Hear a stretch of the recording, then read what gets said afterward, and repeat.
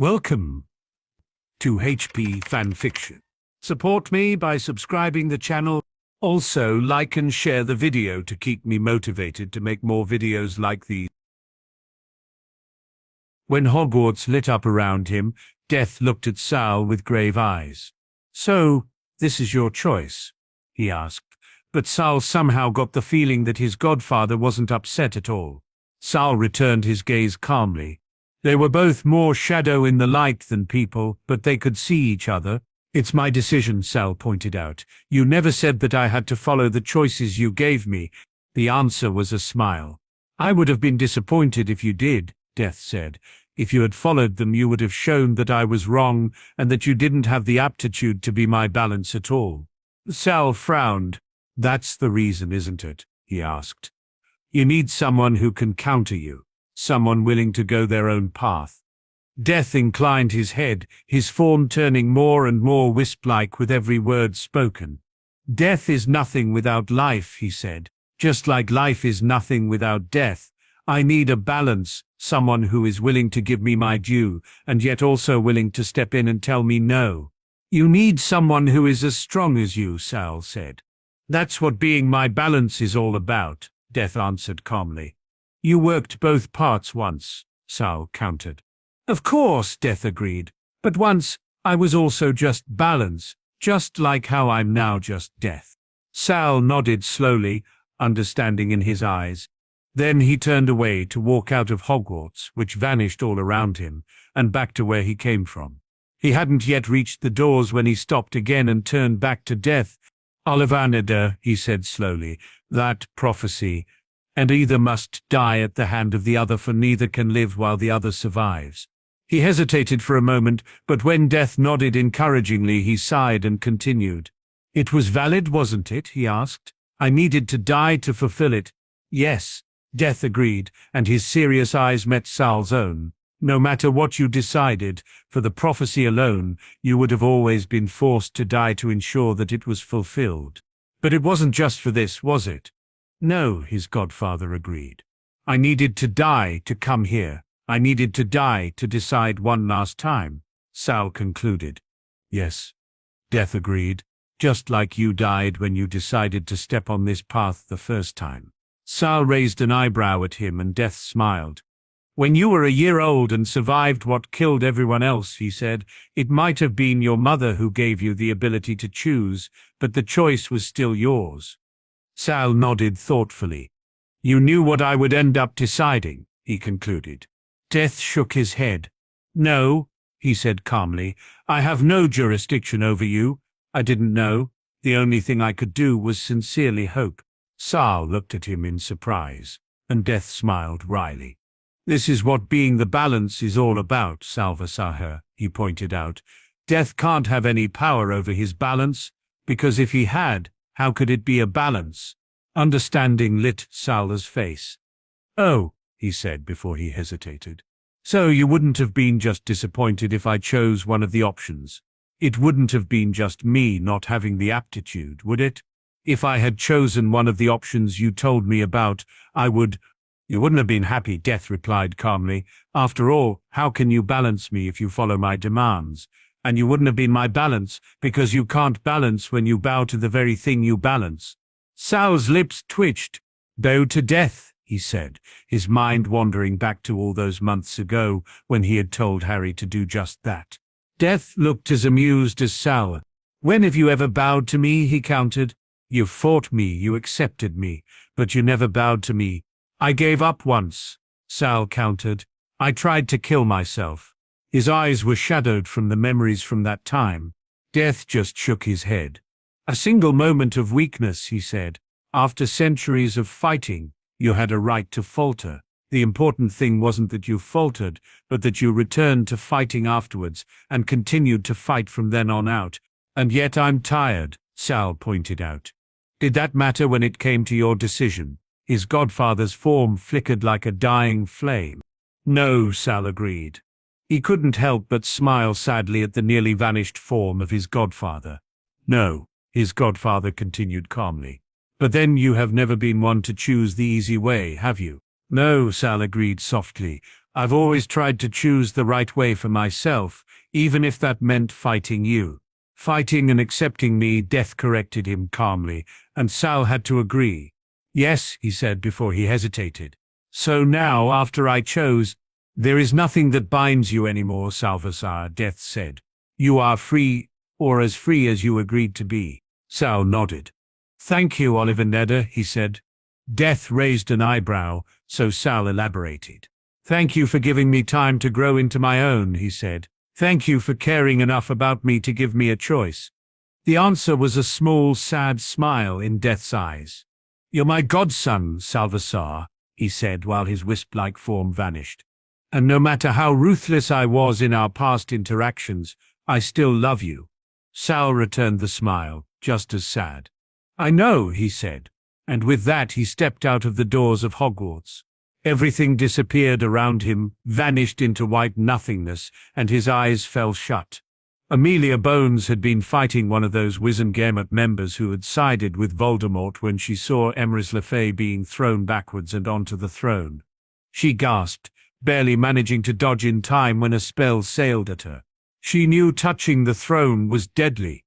People who had believed they could take over as the new ruler of Britain had tried before, and all of them had died in excruciating agony.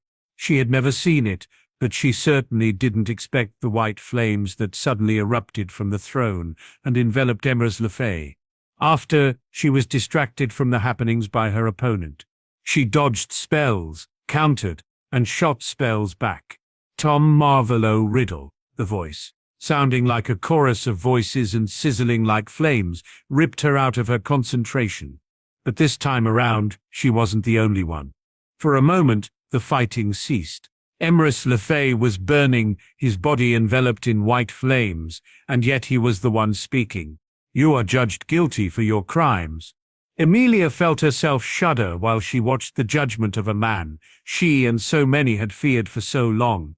When the Dark Lord went up in flames the same as Emrys Lefay, when the flames retreated and left nothing behind of the former Dark Lord and a still burning Emrys Lefay, pandemonium broke out. The Dark Lord was dead. Voldemort was dead, gone for real. With Emrys Lefay being judge and jury at the same time. Surprisingly, a few Death Eaters turned and tried to flee, but most of them turned on their opponents in a desperate attempt to win, even if they had most likely already lost their leader. Somewhere in the crowd, Amelia could hear Bellatrix howling. Amelia knew she had seen the woman flying just a few minutes ago, and she had guessed that the witch had either been unconscious or dead after. It seemed as if she had been unconscious until this moment. Then a part of the crowd parted, and for a second Amelia could actually see her when some people around her fell to her wand, either dead or seriously wounded. For a moment it looked like she was winning against her opponents, at least until someone jumped her from the shadows. She would be later found in the corner of the room, with her throat slit. Then Amelia was again distracted by the man she had been fighting before when he also tried to curse her again. She dodged and the fight resumed. At least it did until suddenly the chamber shook. One moment Amelia was still dodging and cursing. The next, the wards of the chamber came down on them all, incapacitating them all. Enough? White flames erupted all around them, blazing sky high. Something inside Amelia quivered and sang. The order echoed through her and she simply couldn't not obey. Her eyes snapped towards the throne, just like every other pair of eyes in the chamber did. Amelia had never felt that feeling before in her life, but she had watched her colleagues from the Netherlands react that way when their king had spoken up. Amelia had always envied them for having a king. A king, a master of the land, was a stabilizing force for the country in a way that Amelia had dearly wished for. She had never expected her wish to be granted. And yet when she looked at the throne, she knew instinctively that Britain had a king once more. On the throne sat an alive Empress Lefay. His eyes were trained on all of them. The first breath that Sal took hurt. Everything hurt. He could feel the magic of the land surrounding him. The magic was running rampant all around him, untamed and wild. Sal didn't know what he expected when he woke up again, but he knew that the wards around him were still dangerous. They were untamed and destructive. He reached for them with magic and mind. They were wild, they were dangerous, but they were also reaching back. They had tangled with the broken ritual within him, and Sal couldn't make heads or tails out of them, nevertheless see where one ended and the other began. It was frightening. Nevertheless, when he reached for them, they reached back. It was overwhelming, like trying to hold too much water in his cupped hands. They spilled from his grip left and right, and no matter what he tried, he was unable to control them, nor able to rein them in. And then they crashed together over his head, and he lost even the tiny grip he had managed on them. It felt like drowning. It felt like dying all over again. He could feel them reaching inside him before reaching out to the land. They were judging his claim. He was Arthur Pendragon's son, but being the prince wasn't enough to reign. People needed to accept him. People needed to believe in him. While people had once believed in him as Harry Potter, a lot of that was based on myth and not on his personality. And being the heir of the throne had never been enough. "You can't take the crown without the approval of the people," Sal had once said to the elder dragon Hohenheim. "The king's power is based on the belief of the people. If they don't believe and respect him, then his power is nearly non-existent. If they do, then others shouldn't even dare to think about crossing them." And maybe that would have once been enough to stop him from ruling. Being believed in as Harry Potter wouldn't have been enough. But for the magical world, he wasn't just Harry Potter. For some of them, he was Lord Slytherin. Yes. For some of them, he was Sal's sanctuary. Yes. But for the majority of the people, he ended up being known and trusted as somebody else. For them, he was Oliver Twist, the writer who had dared to tell them the truth over the last few months. He was known to people like that, not a stranger, but a familiar voice calling out the truth when nobody else dared to. And people had believed his words. People had believed the evidence he presented. People had believed in him. And together with everything else, that was enough. The wards swamped him, trying to anchor themselves in Sal when they found what they were looking for in the land. He was the heir of Pendragon. He was known and believed by the people, and he was willing to defend them and die for them. He could feel the wards when they tried to connect, but the broken ritual was still tangled all around them. He reached for them, tried to free them so that they could actually try and connect in the right way, but he still couldn't grasp them. Then something burning hot touched his already burning wrist. His eyes flew open. There was a pellucid hand touching his white burning wrist. He looked up and was surprised to see someone kneeling in front of him. Brown eyes met green. It took a moment before Sal recognized the other man. No, the ghost, because that was what the other man was. His form was see-through and surrounded by a silvery sheen. The white fire, still burning all around them, was burning in the spectre as well. Sal looked at the man in shock. "Father," he said, and the once and future king kneeling at his feet smiled at him. "Hello, son," he greeted him softly. "What are you doing here, father?" Sal asked, and sat up from the way his body had slumped down when he died. White flames were licking on him, and Arthur seemed to be filled by them, basically burning from inside. "Watching over you," Arthur said. "I got permission to help you out for a bit." Sal blinked, and then Arthur grabbed his other hand as well. And suddenly the whole chamber seemed to light up with power. "The magic of the land," Arthur said calmly. "We need to tame it." Sal nodded in agreement and closed his eyes, overly aware of Arthur's burning hot grip on his wrists. He didn't even have to look for the wards on the throne that bound the throne to the land. They were there, seemingly just waiting for him. They were untamed and destructive. He reached for them with magic and mind. They were wild, they were dangerous, but they were also reaching back. They had tangled so much with the broken ritual within him, and Sal doubted that he would ever be able to untangle them again. The ghost of his father said. "There's nothing we can do about it, not with you being without an heir like you are." Sal's eyes snapped open again to look at the ghost. Arthur just smiled. "Don't worry about it," he said. "We can smooth it out, basically change it into the claim you have on the throne instead of keeping it the mess it is." "I didn't do the ritual to claim the crown," Sal pointed out, white flames licking at his lips when he spoke. "I know," his father agreed. "But the wards and your ritual, it's a mess, but it circumvents the claim. You are already bound to the throne. We just have to smooth out the connection before everything falls to pieces." Sal shuddered. That's not a reassuring thing to say. Father, he said, while picturing the destruction that would follow if he didn't manage it. It wasn't meant to be, son, Arthur answered. Don't worry, I have faith in you. You are the Crown Prince. I trained you and I am there to help you right now. We will manage.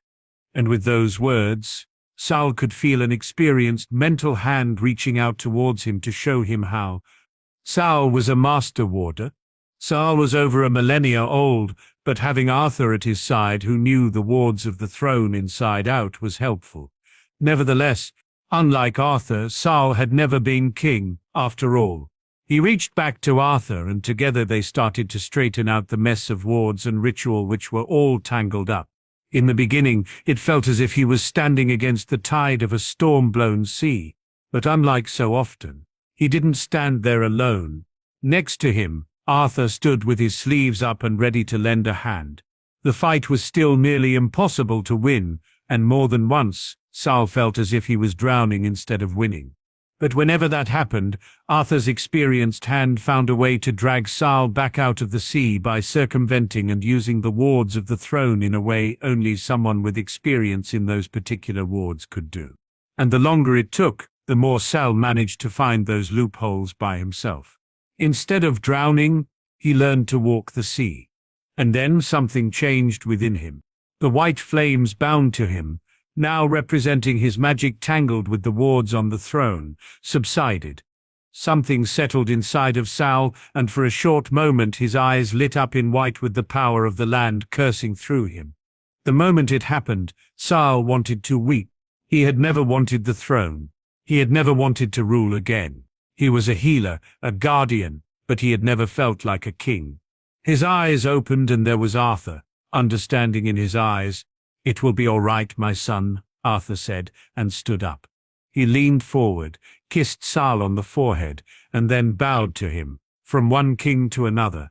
You were born for this, my son, Arthur said while smiling softly. And I know you will be a great king. You trained for it all of your life, after all. And with that he vanished into nothingness. A single tear slipped down Sal's cheek. No, he had never wanted to be king.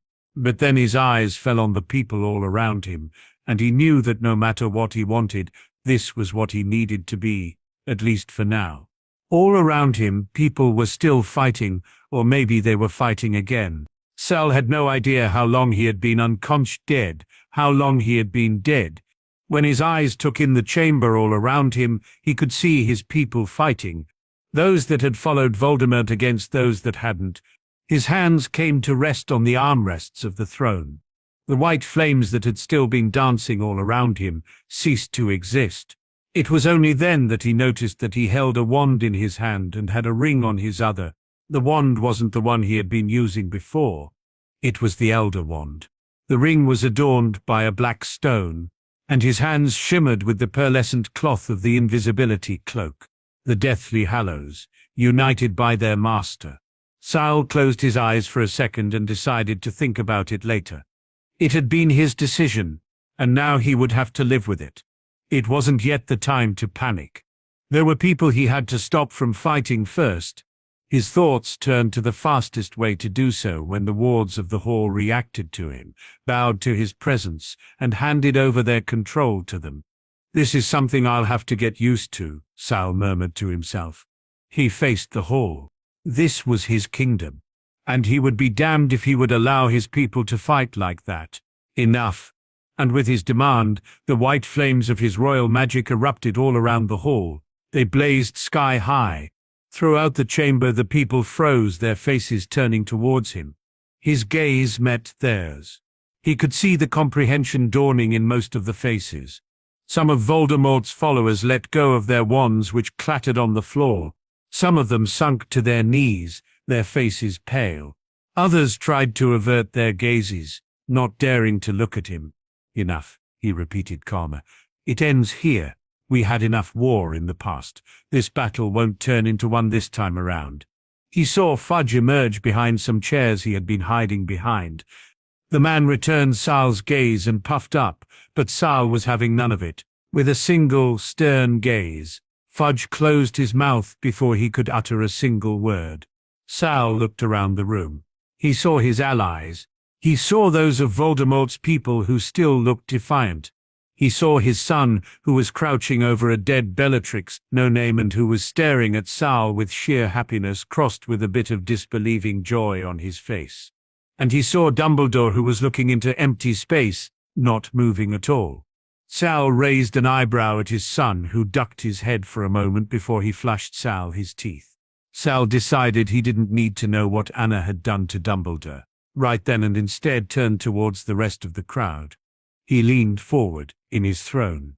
"I think," he said slowly, "it's time that the magical world will remember their roots." And with those words his eyes flashed, and they showed white flames burning in their depths. People stared, and Sal could feel every one of them. He could feel the wards, could tighten them around those who had worked with Voldemort. It was a power like one he had never felt before.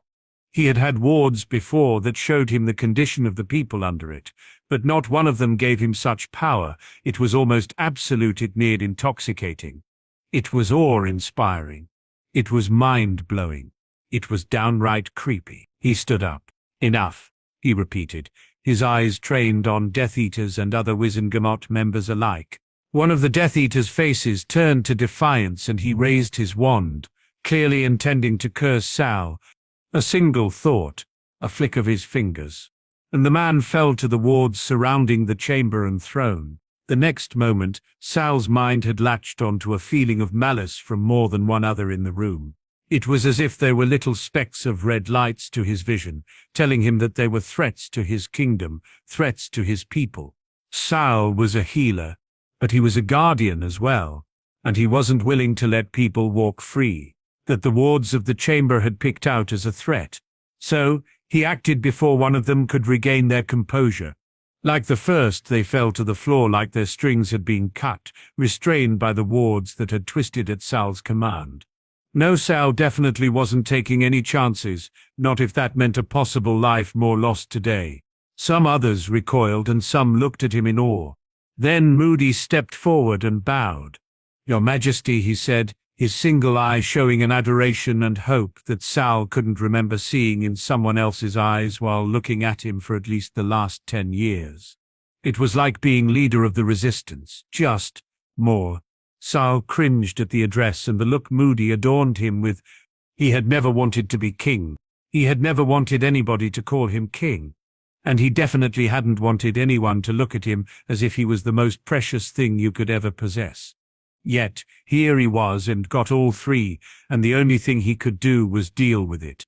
"Alastair Moody," Sal returned the greeting, while he internally scrambled to remember lessons that he had learned more than a few lifetimes ago at Arthur's court. "Your Majesty," Moody said, "what do you wish us to do?" The question contained so much. "Lead us," it told Sal. "You're ours, our king," it said. "I will follow," it declared. And Sal hated it. And yet, Sal was king. He was what the British wizarding world had hoped for. For millennia, he was what people had sworn to, were still swearing themselves to. He was their hope, and as much as he hated it, he wasn't willing to break their hope after being revealed. He had been fine as long as nobody had known what he was to them, but stepping back now after he had been accepted as the king by the land, that was something that Sal wasn't cruel enough to do. Sal closed his eyes for a second at Moody's question and the bitter revelation he had thanks to it. What did he wish them to do? As far as questions went, it was a valid one, yet not one he had ever wanted to be directed at him in the capacity he had right now. In the end, he straightened his shoulders and forced himself to do what was necessary. He could think about everything else later, here and now. Just a few things mattered. "Call the auras and healers," he said calmly, one of his hands already weaving his customary healing words to stabilize the wounded. "Detain those who were fighting on Voldemort's side." His gaze turned to look at the place where Voldemort had once stood. There was nothing left. It was just like how something within him told him Voldemort was nowhere on the Isles, told him that Voldemort was nowhere in his realm. And wasn't that a scary thought that Sal simply didn't want to think right now? He dismissed the thought and instead decided that being a healer was needed now. A healer and a guardian for those that were currently stopped from acting against him and the rest of the Wizengamot members by the wards of the chamber under Sal's command. Soon, Sal was looking over the wounded alongside Lucius and Severus at his side, waiting for his command to tell them where to begin. He readily gave it. This was an area he had multiple millennia of experience doing. Amelia Bones, on the other hand, looked at Sal first, her eyes calm and severe. "Are we detaining everyone who fought against us right now, Your Majesty?" she wanted to know, and then looked around the room, which was littered with lying followers of Voldemort who were held down with the wards of the chamber. "Everyone who is currently restrained by the wards," Sal told her calmly. "What do you want to happen to them?" she asked him with a frown. "Search them and put them into the cells to detain them," he told her calmly. "They will be given a trial later, but we don't have the time nor all of the evidence against them right now." Amelia inclined her head and then looked at Moody. Moody nodded at her and then took a look around the room before he sent a Patronus to alert the on-duty auras. He then conjured ropes to bind the first of the detained wizards near him. Other Wizengamot members stepped up and started to treat their injured colleagues. It took another 5 minutes before the first auras reached the chamber, and another 5 before the first healers from St. Mungo's arrived. Sal could feel them approach long before they were even near them. It was a disconcerting feeling. It was even weirder that he knew that his people in Hogwarts and Hogsmeade were safe.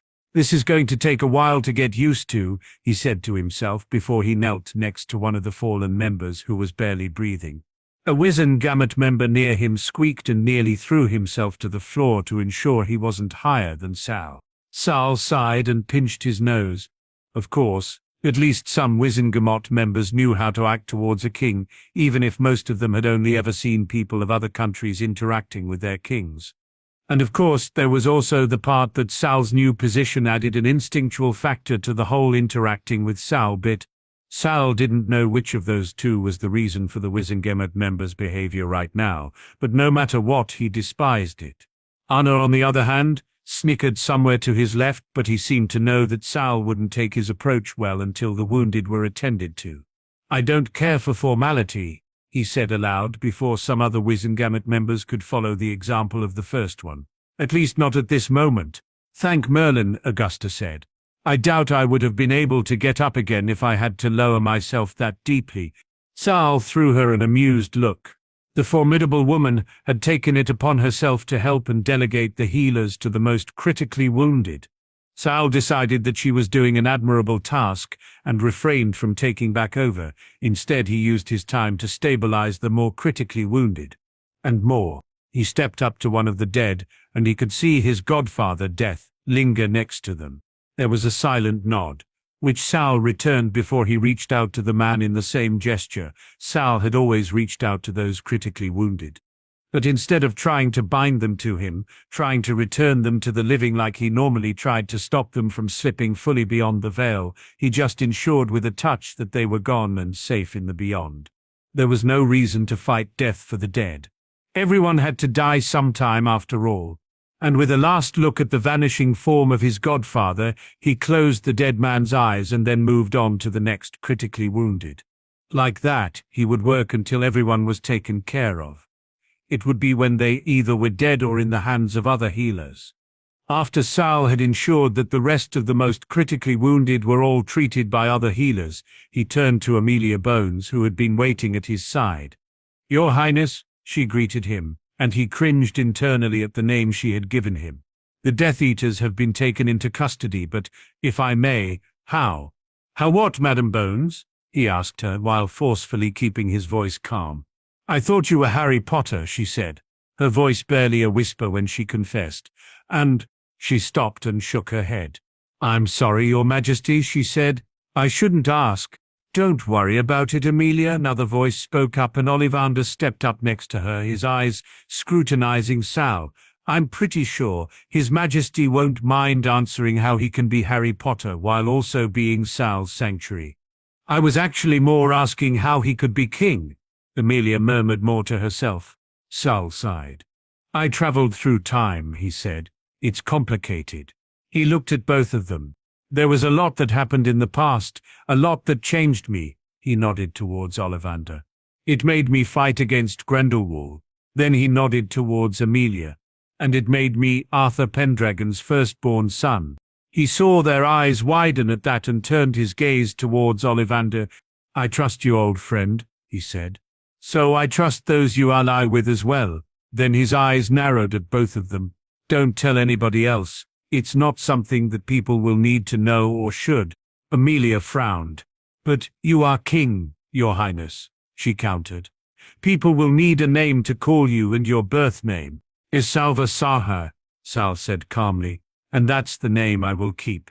I know that people have called me Harry for the last 14 years, but that has never been my name. My mother named me Harry James. My father in the past named me Salva-Saha, and this is the name I will be known by. That earned him a snort from a third person before he was enveloped in a hug. It seemed as if Anna had decided that Sal was free now after he had stopped treating the wounded who needed him more. He hugged his son back immediately. That's going to be a disaster, Peter, Anna said and tightened his hug. People have been stumbling over that name for thousands of years, and now you honestly expect a whole country to pronounce it. Ollivander snorted as well, while Sirius, who had approached with Regulus in tow, was snickering. He's right, you know, he said. That'll be a disaster. Then his face turned thoughtful. But I guess King Salazar has a nice ring to it as well, he added, and snickered. Regulus next to him rolled his eyes. If you have forgotten, brother, he said dryly, this is Sal we're talking about. He'll most likely end up being called either something totally ridiculous or King Sal when they're through with his name. Believe me, King Salazar would be too tame for him. Sal pressed his lips together. Sadly, he knew they would most likely be right. He remembered the founders all too well and how his name had changed. Thanks to them, he guessed it was stupid to try the same again and hope for a better outcome. Serendu then, he compromised. It's my second name, and it's a name I have never used before. Sirius pouted. Why not Amethyst? He asked sadly.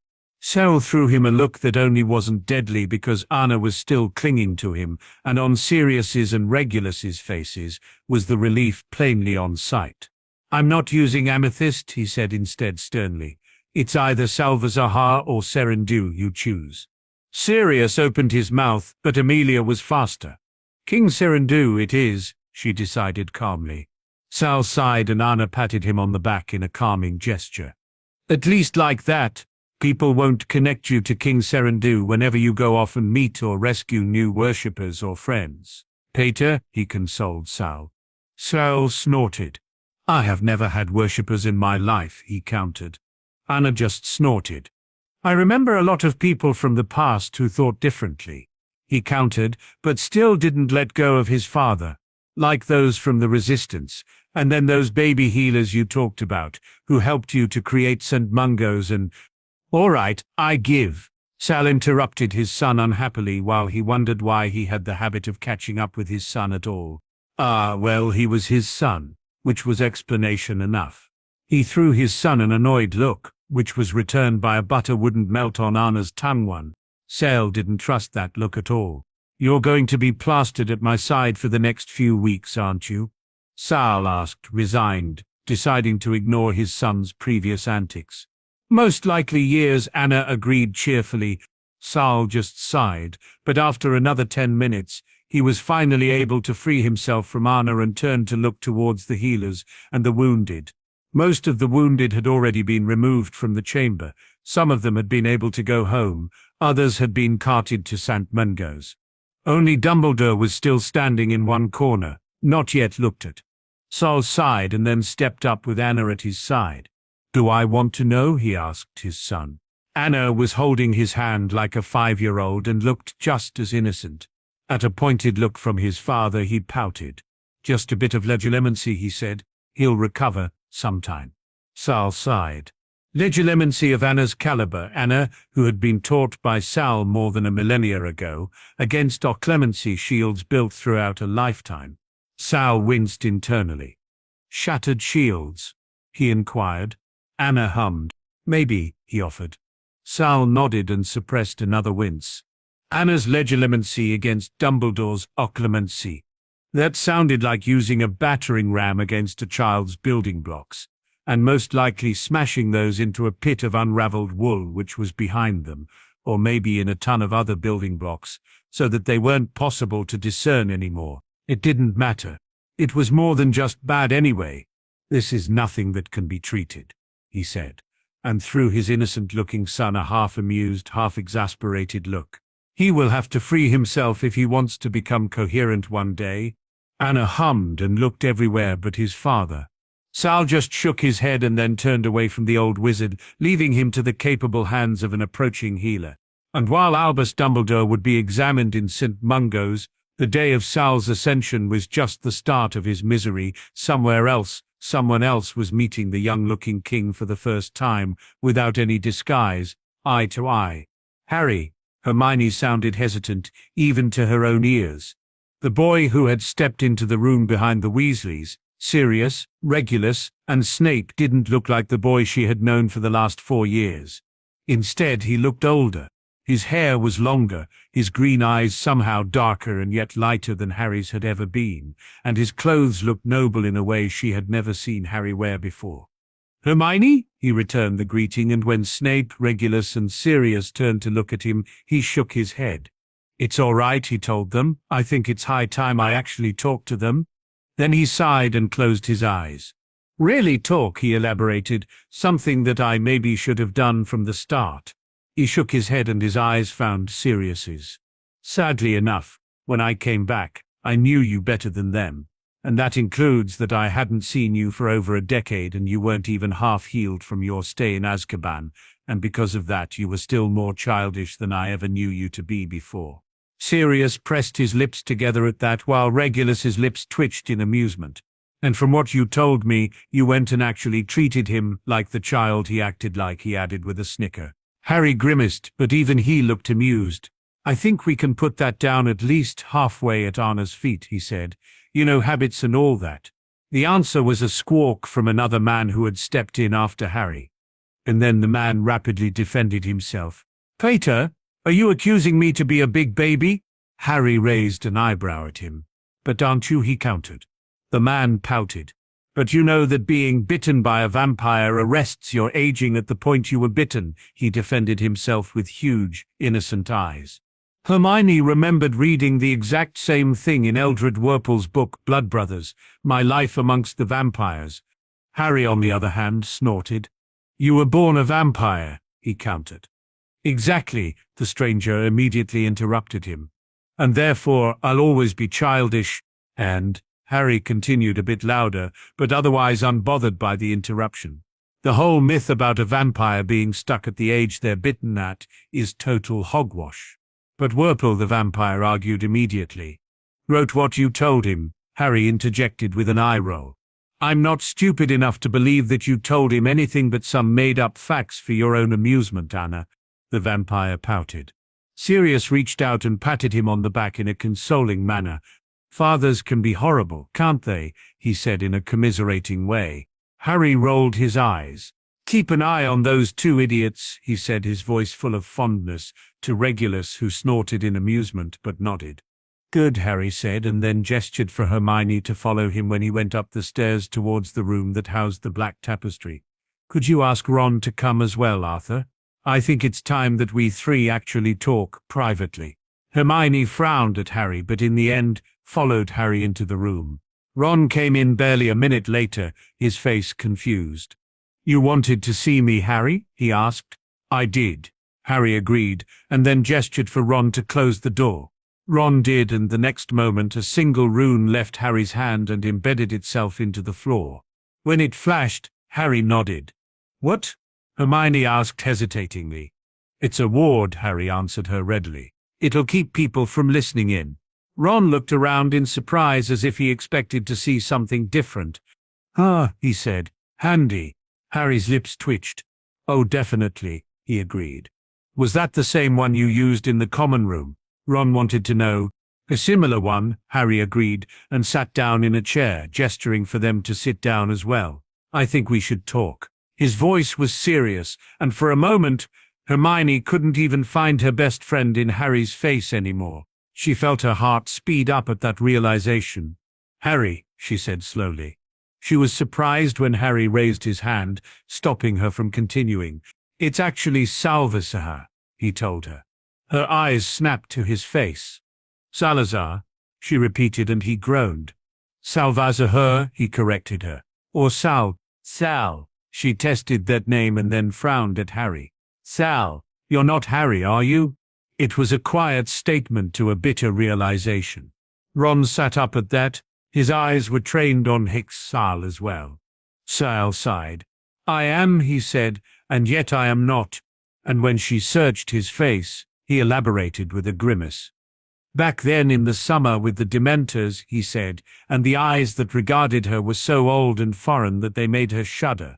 There's more to that incident than what people know. It felt like losing Harry. The boy in front of her was sitting there, but he didn't even look like her friend anymore. What happened? She asked, and there was the beginning of a grief in her voice that she didn't yet understand. What changed you? I grew up, Sal said. That day, for you it was a day for me. There were millennia in between. She searched his face.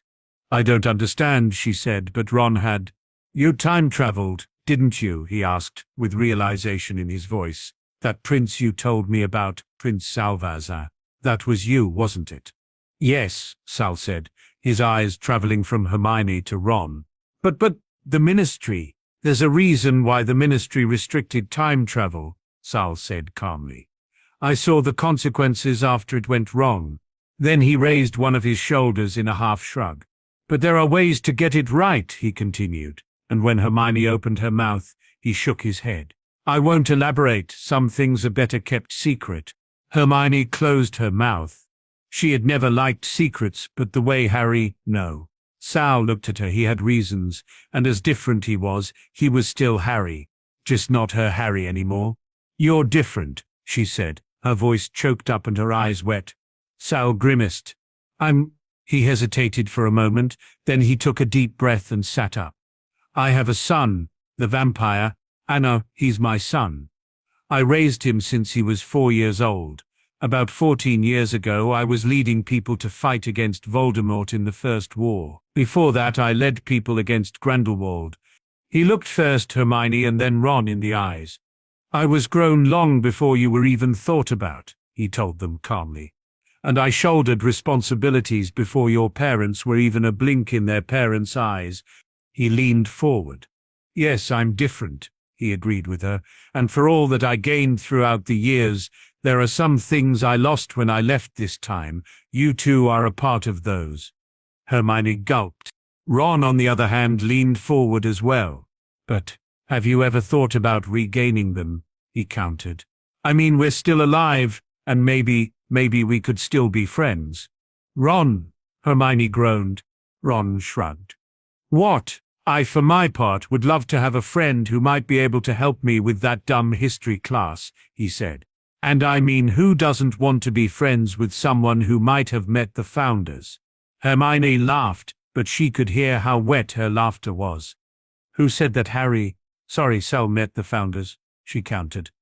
I mean, he spoke of Grindelwald, but that text he gave me was about Prince Salvazar, as in King Arthur's son. Ron countered. Of course he must have met the founders. I mean, he lived at that time, so if he wasn't hidden under a rock, he should at least have seen them from afar. Sal snorted. Oh, I met them, he said, a bit amused, and they weren't all that mystical like they're made out to be. Ron snickered. Says King Arthur's son, he said, and then his eyes widened. Wait, he exclaimed. Does that mean you're the heir? I mean, does that mean you're our heir of the throne? Hermione frowned. What do you mean, heir? She asked. The Queen? Sal shook his head. The magical world has their own kingdoms, Hermione, he said softly. King Arthur Pendragon was our king, even if his legend is known to non-magicals as well. Then he turned to Ron with a sigh. While I might have been the heir, he said sincerely, truth is that I am king now. Ron looked awestruck. King? He asked, sounding dazed. Sal winced. I claimed the throne today, he said. Hermione frowned, not sure what that actually meant, but Ron's eyes widened even further. You actually claimed the throne? He asked, and stared at her. Sal, you mean it accepted you? I mean, you said you are king. Then his eyes widened and he scrambled from his seat to get to an unstable kneeling position. I have absolutely no idea how to do that, but Sal pinched the bridge of his nose. Get up, Ron, he said with amusement in his eyes. I'm not going to talk to you while you try not to faceplant on the floor. Ron flushed. But he started to say, and Sal rolled his eyes in amusement. If you really want to, I can teach you the correct forms. Later, he said, amused. I know them, even if it might take a minute or two to actually remember. Ron looked even more awestruck at that. You're going to teach me forms that your father, King Arthur, taught you, he asked. Sal snorted. Taught me at least part of it, he corrected Ron. Amused, and when Ron frowned, he elaborated. Merlin, I called him Atar because he was my actual father. Arthur might have adopted me, but the one who raised me before I even met Arthur was Merlin. Ron and Hermione gawked at him. Sal sent them a crooked smile. I didn't actually know about that part until long after I was adopted. By the time I understood who my father was, I was long since used to see myself as his son. He shook his head. Not that my father being Merlin ever really crossed my mind. At the time I found out I was already far too immersed in the time I lived in to actually think about it too much. Hermione could only stare at her former best friend at that. His words, every one of them, blew her mind.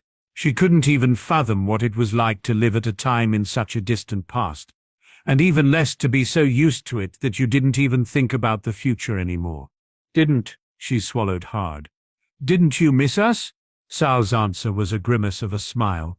At the beginning I missed you desperately, he told her softly. The whole thing, the time travel, the life in a different time, it was hard.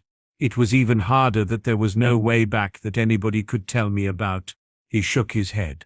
I spent years searching for everything I could find about time travel, he told them, and I spent even longer to research time travel to find a way back to you and everything I knew. There was a long-since-forgotten ache in his eyes that spoke of remembered pain. But you didn't return, Hermione said quietly. You stayed, or at least you stayed for a long time. I did, Sal said, and there was an age in his eyes that hurt Hermione just to look at. Time travel, like I said, there are consequences. He rubbed his face. I found a way, he said. The only way that I ever found that actually works. I doubt there is another. Then you. I took that way, Hermione, he interrupted her before she could say anything else. If I hadn't, I wouldn't be here today. One way, Ron said, and Hermione could hear fear in his voice. There's just one way to do it safely. Just one, I found, Sal answered, and then grimaced. At least there's just one when you're an actual living and breathing being and not a supernatural entity or entity in training. Hermione wanted to ask what he meant with the last part of his sentence, but the way he looked at her with a forbidding face, she knew he wouldn't answer. That face, no matter how much had changed about him, was still the same. You returned to us, Ron said at that moment. I did, Sal agreed. I would have never forgiven myself if I hadn't. I faltered along the way, but in the end I still returned. He looked from Ron to Hermione. But that doesn't mean that I returned as the same person that I was when I left, he said, his voice soft and a bit sad. Hermione answered his gaze with a sad smile of her own. You scared me, she admitted. It was difficult, but she guessed that she owed him that much after he went out of his way and actually told them this much. She doubted he had actually told a lot about what happened to anybody else. You really scared me, she said. You were so different and I feared for you. Sal sighed. I wasn't thinking too clearly at the start of the year, he told her calmly. The wards of Privet Drive, they were twisted. I couldn't even enter them 14 years ago, and while I could after my past self left and I was the only Harry in the present, they still played a bit of havoc with my thought process. I knew it would happen, and I accepted that I would face the consequences of them for at least a month or two, but I also knew that not coming back was no option as well. He met both of their eyes. I wouldn't have left you two to wonder and fear for me, he said, nor would I have been able to actually change some things if I didn't go to Hogwarts. So Luna was right, and you had plans? Hermione asked. I told you, he was playing chess, and he ensured we ended up in checkmate, Ron told her unhappily. Yes, Sal said. You're both right. But why? Hermione asked. And what plans? A lot of plans, Sal replied. One of them was to remove Voldemort from any possibility of ever returning again. And you needed to be at Hogwarts for that? Hermione asked with a frown. Yes, Sal said, but didn't elaborate.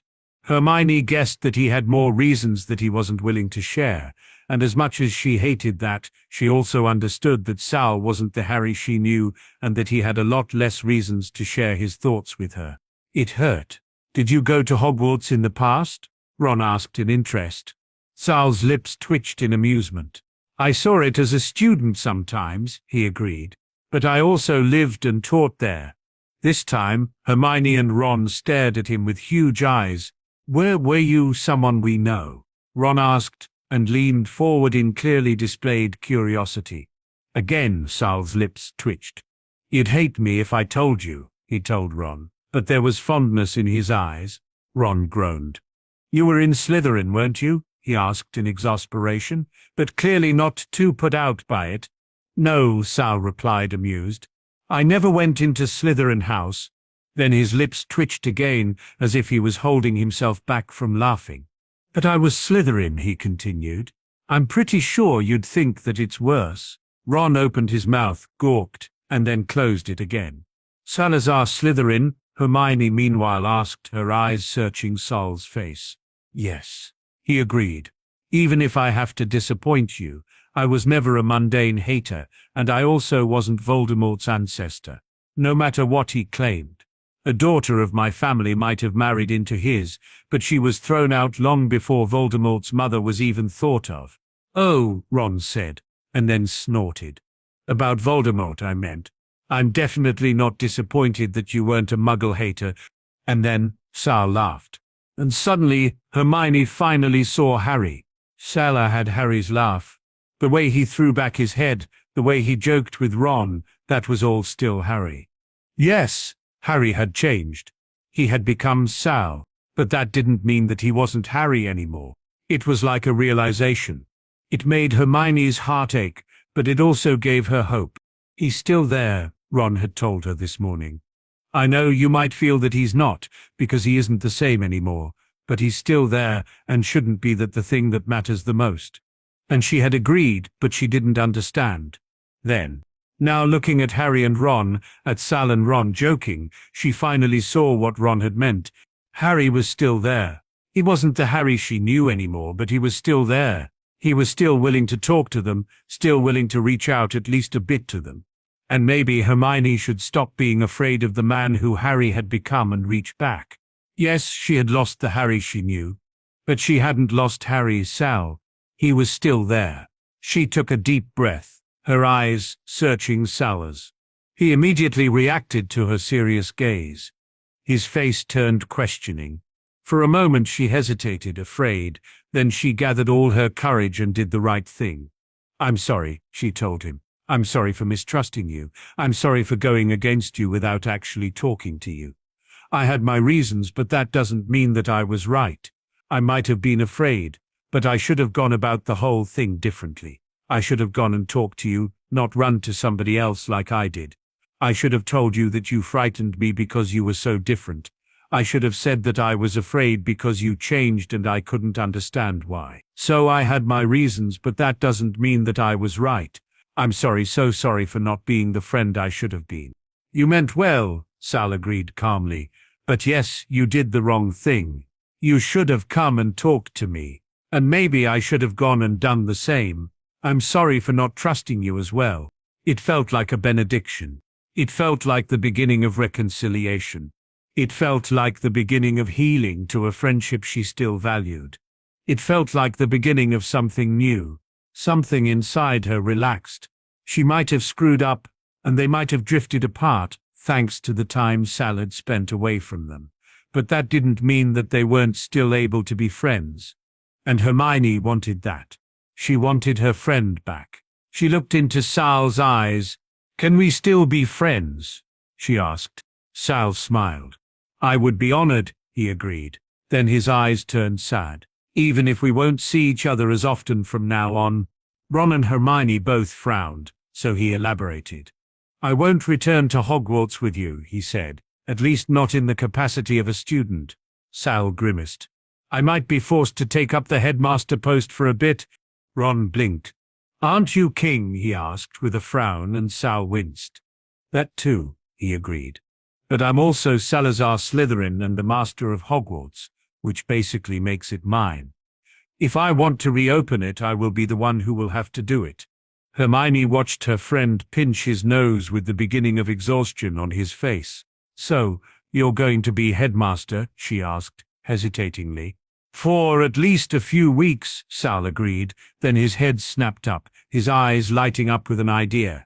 His hand reached out, and a second later the wards that surrounded them snapped with a flash of white light. The moment they were done, Sal already spoke up again. Aina, he called. There was a yelp and a crash from downstairs. Sal massaged his temples. I don't want to know, he said to himself to Hermione's amusement. When there was no other reaction from downstairs for the next few minutes, Sal spoke up again. N.A. He waited another couple of moments, but when there was still nothing happening but pointed silence, he sighed. It seemed like he had to go all out if he wanted his child to appear any time in the next millennia. Anastasius Arthur Lucidarius Sanguini, he shouted. Come up here right now. I don't care what you did or are planning to do right now. I just need you to get up here right at this moment. Ron next to Hermione snickered. You sound like Mum does when she speaks to the twins, he told Sal, who groaned. Don't remind me, he said.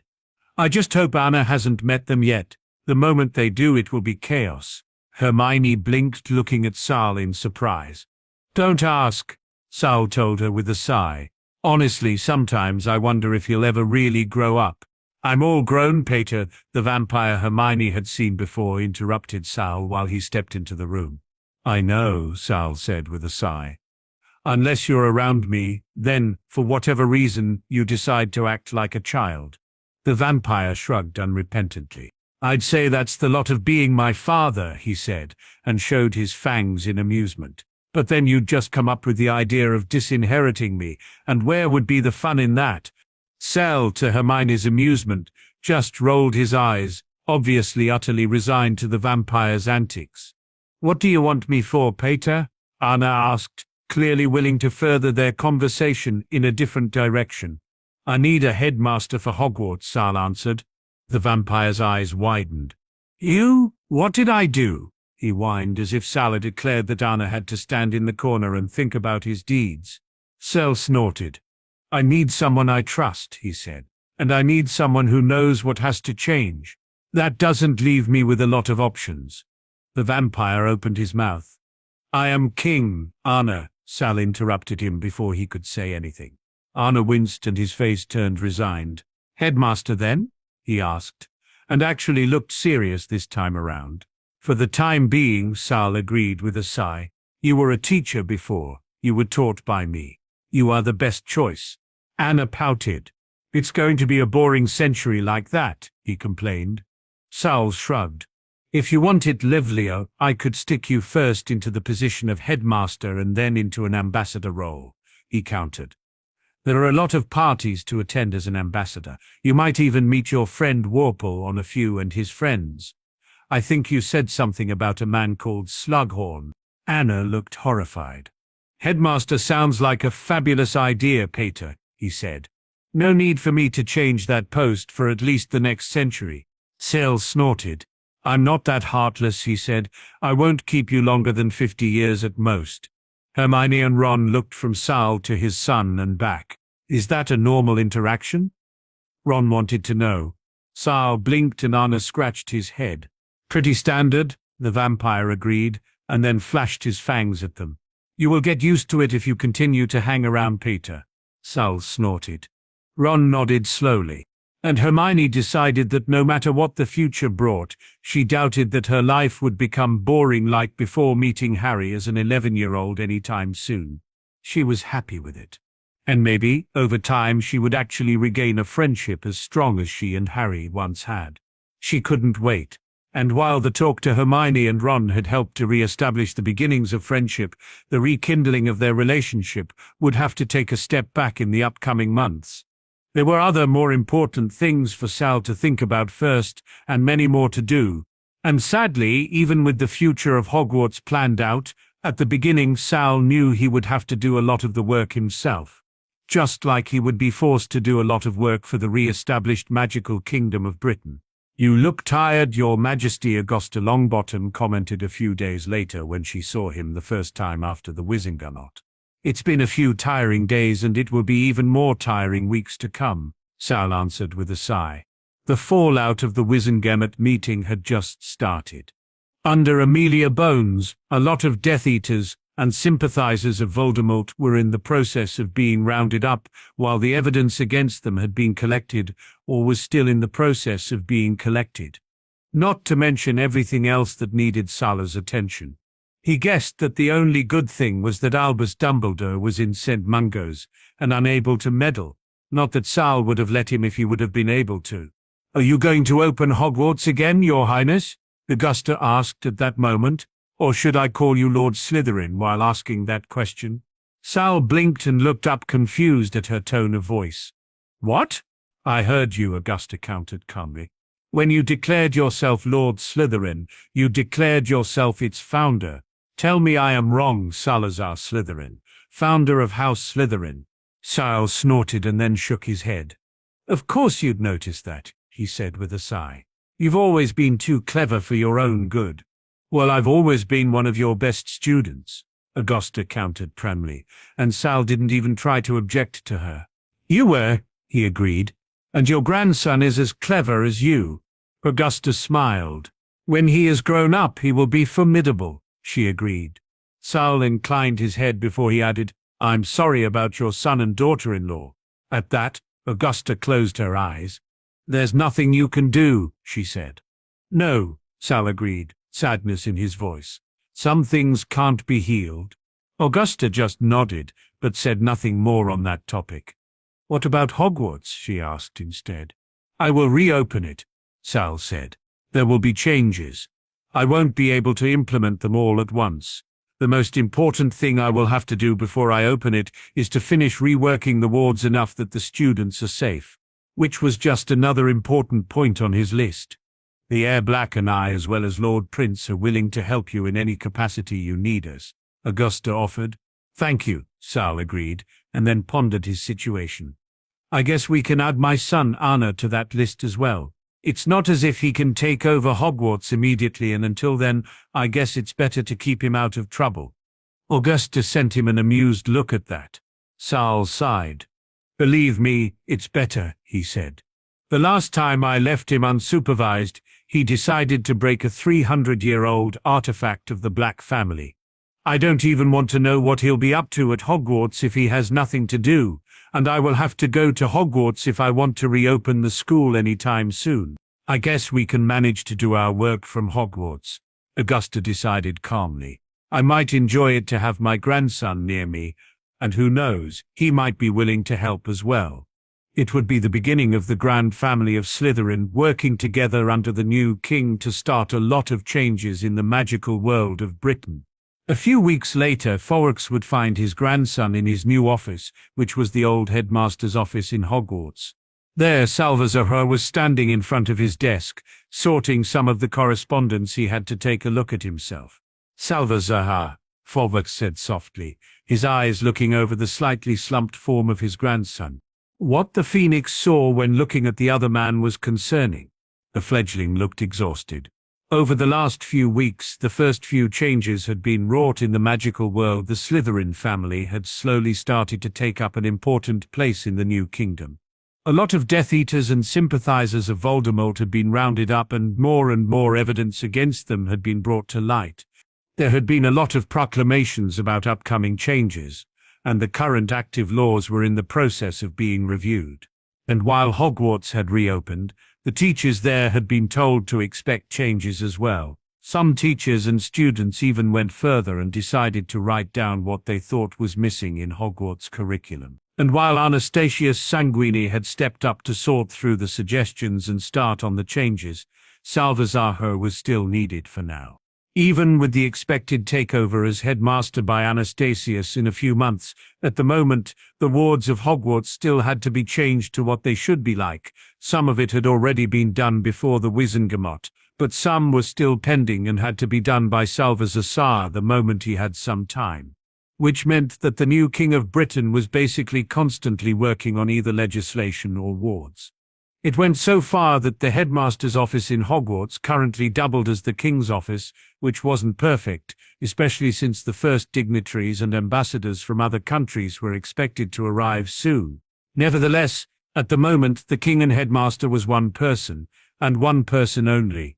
Forwarks had decided to help out after being asked by his great-grandson. So, the last few weeks had passed by flashing through the world and Britain, bringing important and urgent messages from one place to another, most of them given to Forwarks by either Anastasius, Severus Prince, Regulus Black, or Augusta Longbottom.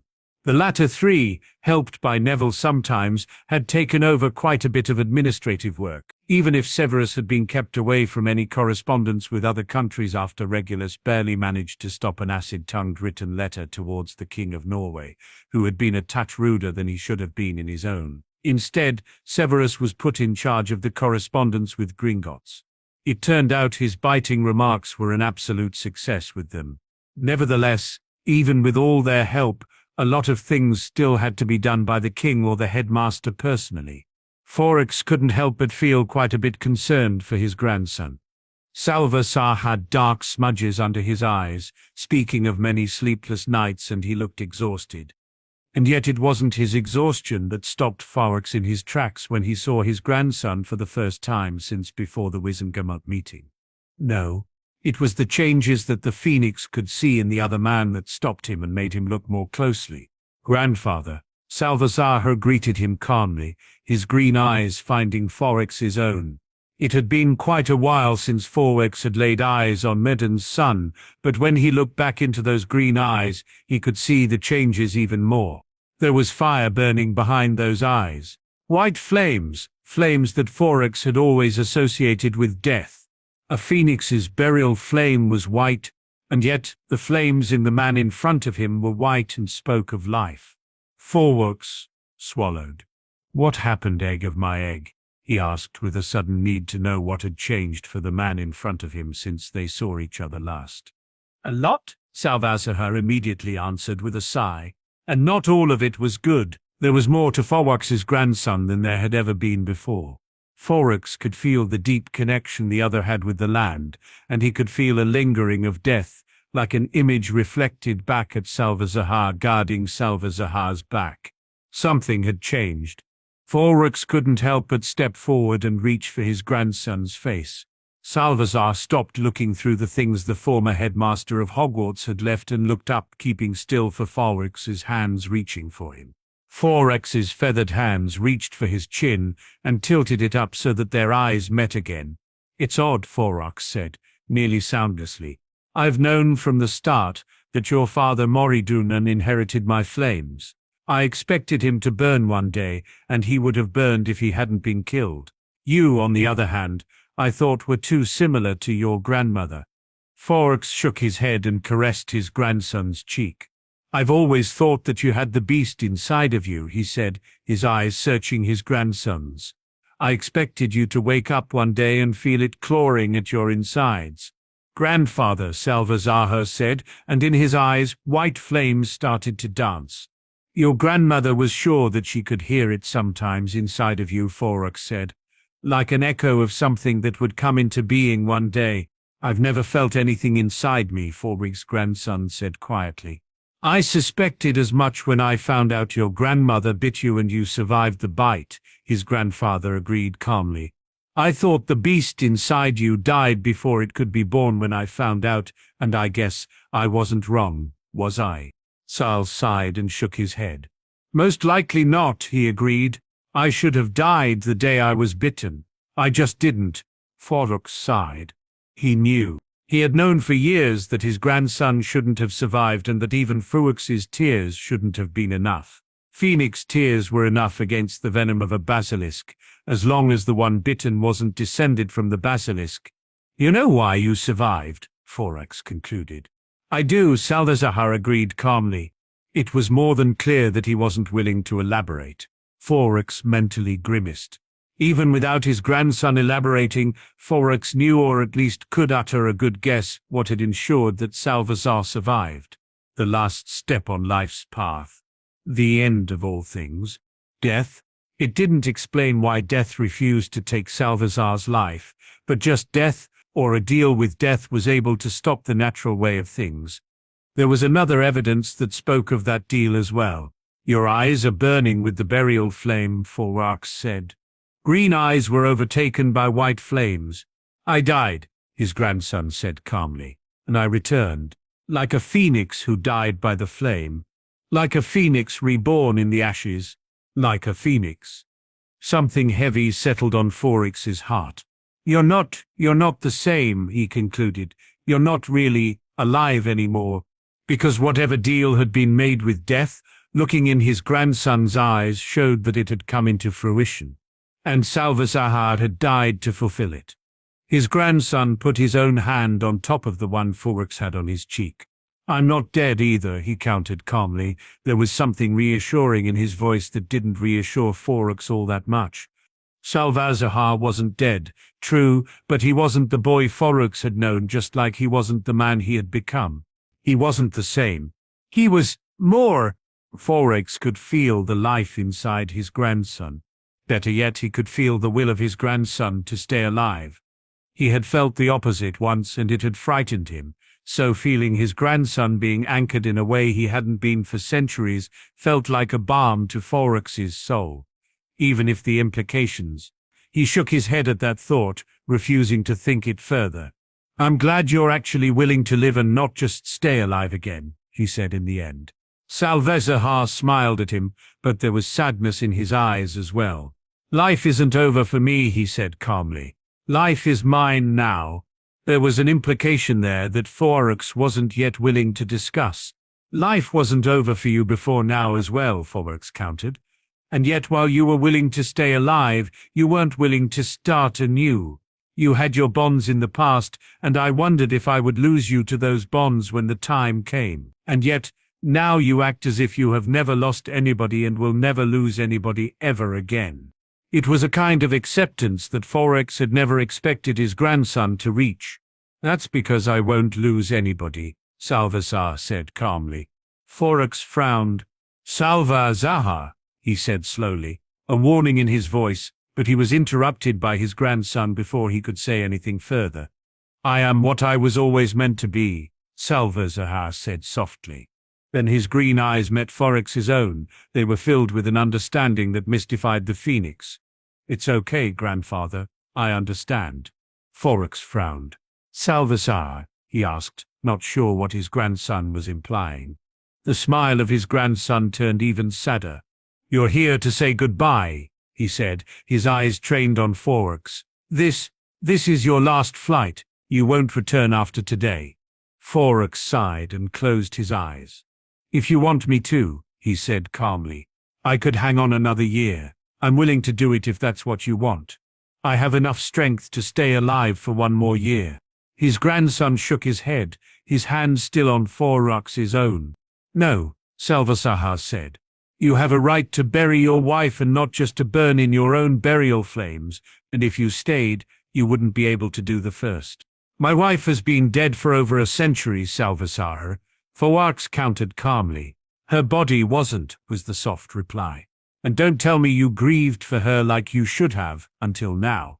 For a moment Forax searched his grandson's burning eyes with his own.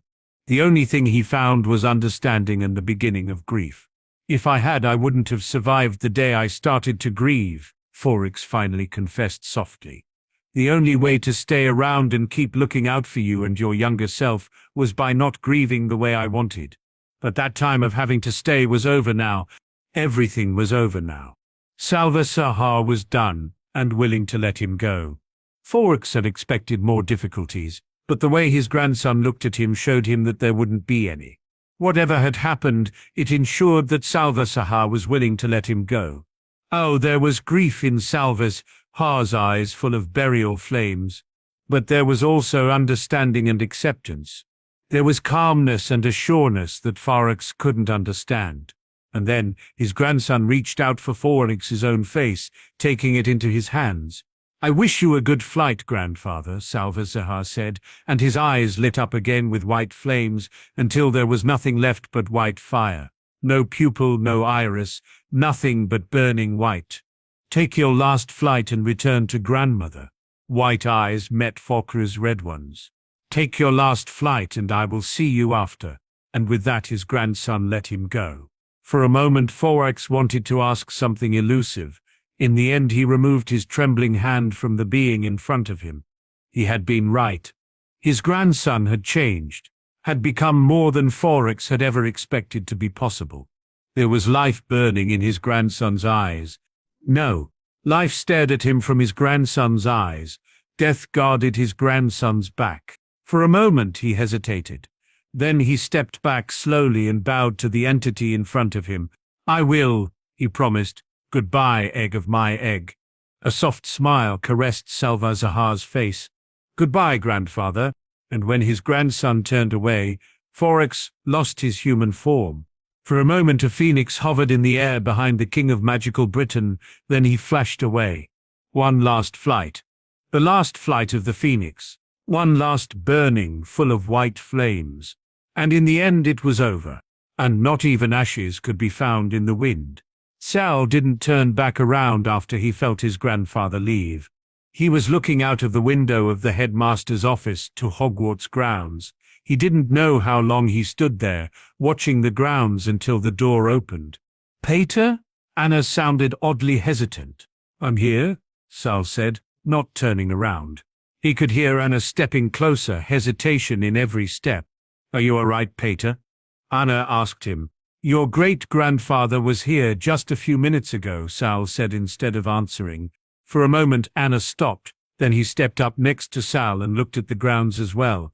"He's gone?" Anna said, and the way he said it was clear that he knew why Forrix had come by. "He is," Sal agreed. "You're crying," Anna commented, not looking at Sal at all. For a moment Sal's lips twitched. "I am," he said, not even thinking to deny the truth. For a moment they stood there in silence looking out at the grounds.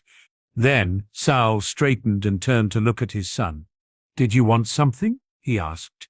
Anna just looked at Sal for a moment before he returned his gaze outside. "Do you really want to leave? I mean, don't you want the castle back? It was once Camelot after all, and it's always been your home."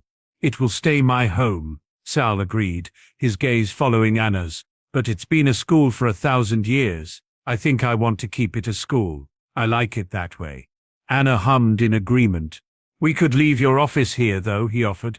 Sal threw him a slightly amused look. "Do you not want to work at the headmaster's office, Anna?" he asked. To his rising amusement, his son grimaced. "It belonged to Dumbledore," Anna finally whined. "I don't want to remind others of him." "I doubt you will remind anybody of him in any way or form," Sal said with an eye roll, now really amused, before his face turned to mock seriousness. "Not to mention that you sent him to St. Mungo's permanent ward for reasons I'm not sure I can follow." Anna shrugged. "You were too lenient with him," he pointed out, unrepentant. "I'd have killed him if it wasn't for his glasses," Sal countered, "and I'd have petrified him if not for Tom Riddle's interruption." Anna shrugged. "Lenient, just like I told you," he countered. "St. Mungo's is the better choice." Then he hesitated for a second. "Even if I desperately wanted to rip out his throat," he finally confessed. Sal just snorted. "Of course you did," he agreed, and his gaze returned back to the grounds of Hogwarts. His gaze turned white with fire. Like that he could see the wards. Wards, born out of blood and sacrifice. Wards, which were centuries, no, multiple millennia old. Hogwarts was safe, and soon the magical kingdom of Britain would follow. And while the magical world was changing and Sal started to establish his regnancy and returned Hogwarts to its former glory, the former headmaster Albus Dumbledore ended up being examined by the healers in St. Mungo's. It took a while and a few different healers until one of them was confident in what was wrong with him. "He's not responding at all," one of them said, while Albus wanted to scream. He had been probed and examined, and no matter what he tried, he couldn't actually show them that he was still there mentally. Instead, he lay there, unable to do anything but listen to them and see them while they examined him. And he didn't like their discussion about him at all. "He's not reacting to any stimuli," one of the healers said. "It's as if he has withdrawn inside his own mind and is now unwilling to return," another one said. Others nodded. "The fighting must have been too much for him," another one said. "I'm not surprised," the next one added. "He isn't the youngest anymore. That fight and you-know-who's short return, it must have been a shock to his system." The others around Albus agreed, and Albus was lying there, screaming for them to notice him, to notice that he was still there, but there was no use. They couldn't hear him. Shock, one of the healers in St. Mungo's, would officially diagnose him later. He basically barricaded himself in his own mind. "There's nothing we can do. He has to come out on his own. Until then, it would be best if he gets as much stimulation as possible. Interact with him, tell him what is happening in the world, speak to him, and hopefully he will come back." He wasn't wrong with his diagnosis, but he wasn't entirely right either. Because Albus hadn't really withdrawn inside. Instead, he was tangled in his broken shields, basically caught in his mind in a way that ensured he could still see and hear everything. He just couldn't interact with the world anymore. Like a child's building blocks being lost in a pit of wool, with the blocks being his shields and his way out of his mind, and the wool being his mind. Lost, and most likely never seen again. In the end, Albus ended up in the long-term ward of St. Mungo's, with some of his old colleagues coming by regularly to tell him what was happening in the world. "Hogwarts has gotten a lot of new classes," Filius Flitwick told him happily. "There's a culture class for Muggle, return-borns. There are some classes like accounting and languages. Ancient runes has been turned into a compulsory subject. We've also a subject called Old Magics that teaches everyone basic ritual theories. It's very interesting. And there have been a lot of long-lost families found," Pomona Sprout said. "It's now one of the requirements for return-borns to go to Gringotts and take a look at their ancestry. It's quite a shock to suddenly see lost families walking the halls of Hogwarts. I think I'll never understand why you were so against me taking my seat in the Wizengamot," McGonagall said, "but we're doing a lot of good now. I think you would have liked it. We're working together, you know. There are a lot of lessons for the adults as well, and I think King Serendu is running himself ragged, but well, that man never stops. He's clearly willing to drag us kicking and screaming with him into a new golden age. And I have to admit, I slowly start to believe that he'll be able to succeed with it too." And Albus would sit there, forced to listen and see whatever picture or article they brought with them, unable to react, unable to object. "Fudge has had his trial for embezzlement today," Rolanda Hooch told him. "He's the first out of many. The whole ministry has been restructured, and Arthur Weasley has been one of those overlooking the changes. Amelia Bones is one hell of a lady and head of the DMLE, and there is talk about her or maybe Sirius taking over as the new minister. Not that we really need one with having King Serendu and all that, but I guess the man might need someone who will take on some of his responsibilities before he collapses. I swear Severus has come by to Hogwarts just to rant about irresponsible kings who should know better and rest at least 3 times last week. But what can you do? The changes are happening, but I bet there's still a lot to organize and teach before the king can even think about taking a break." And slowly but surely Albus was forced to listen to how he and his deeds were forgotten. He was forced to listen to how the world moved on without him, and so he sat there, day by day, unable to do anything but curse his fate. And no matter what he heard, he wasn't happy. He wasn't happy with the man, king, and his decisions. He wasn't happy when he put the pieces together and understood that the king was Harry and that he had gone his own path. And he was even less happy when he noticed that over time, his legacy, everything he worked for in his life, was forgotten. The magical world had changed, but it hadn't changed into the idea Albus always had in his head about it, but into its own culture that absorbed those who came back to it without losing its origins. No, Albus was anything but happy. But there was nothing he could do about it but sit and listen and silently mourn all that had been. 20 years later, Maybe one day, the nameless headmaster will free himself from his predicament and return to the living world, Luna Scamander, nay Lovegood said. But by then he will be one forgettable face among many, and his name shall be forgotten, in time. What's his name, Mummy? Lorcan, one of the two little boys in bed asked. He was a red-haired child, just like his twin, with wild locks and blue eyes. The twins looked to be about 5 years old, and even an outsider would have seen that they had been hearing their goodnight story for the first time. Both of them had been following it with rapt attention, and were now looking at their mother in the hopes of more. Luna smiled at her son warmly. "He's the nameless headmaster," she said. "And that, my darling, is everything you need to know about him." She stroked Lorcan's hair for a moment, before finishing the story.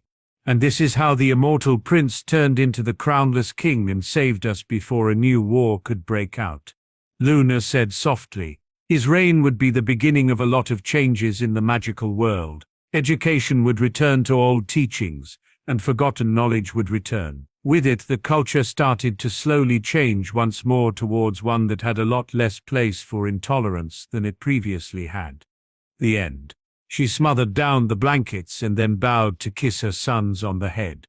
"But Mummy," Lorcan said, his voice sleepy, "that's not how to end a story." His brother Lysander yawned but then nodded.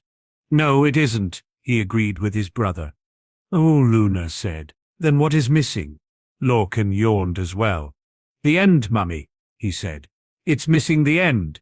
Luna thought about it for a moment or two while her hand was carding through her son's hair. She finally said. "What about this then?" Her gaze sharpened a bit, making her look more like an old advisor than a young mother. "Even after 20 years, it's not perfect yet," Luna told her sons seriously. "But one day, maybe in 100, maybe in 1,000 years, it will be as close to perfect as it will ever be able to get." She smiled at her sons. "Does that satisfy you as an end?" she asked them. Lysander shook his head immediately. "No, Mummy," he said. "You forgot to tell us how everybody reacted when the king returned." "Oh, there were a lot of reactions," Luna told him readily. "But most people were happy. A king is our way to connect to the land. Without him, a country is a lot less protected, and people know that deep inside them, we can feel it." She nodded. "I know you don't know what I'm talking about," she said softly, more to herself. "But you were born with that connection that we were missing when we grew up. Maybe you're happier for it." She shook her head, removing those thoughts from her mind. "It's not as if the immortal prince would have been able to claim the throne before," she said. "He had needed a connection to the people to do so, and that connection only came into being when he returned to his birth identity and when he started to write those articles." "Oh," Lysander said. Lorcan, on the other hand, had another question. "And what about the Death Eaters?" he asked. "What happened to them?" "That was one of his first acts as the king," Luna said. "He sent out auras to capture the Death Eaters. They all had trials, and some of them were locked away, some of them died, and some have been given their freedom after they atoned for their deeds." "And his old friends? Are they friends again now?" Lorcan wanted to know. "That's a question for your Aunt Hermione and your Uncle Ron," Luna said. "But yes, as far as I know, after a few years, they were quite close friends again. It wasn't the same as before, but it was a new and good friendship." "Oh," Lorcan said. "That's good then." "It is," Luna agreed, and then bowed down to kiss both of their foreheads before standing up. "Wait, Mummy." Lysander sat up in bed. "Why did the crownless king choose what he did?" Luna frowned at her son. "You should sleep," she said. "But Mummy!" Both sons whined, and Luna sighed and sat back down. "Lie back down, my little Rackspurt," she said. Lysander pouted but did what he was told. Luna smoothed out his blanket before addressing what he had asked.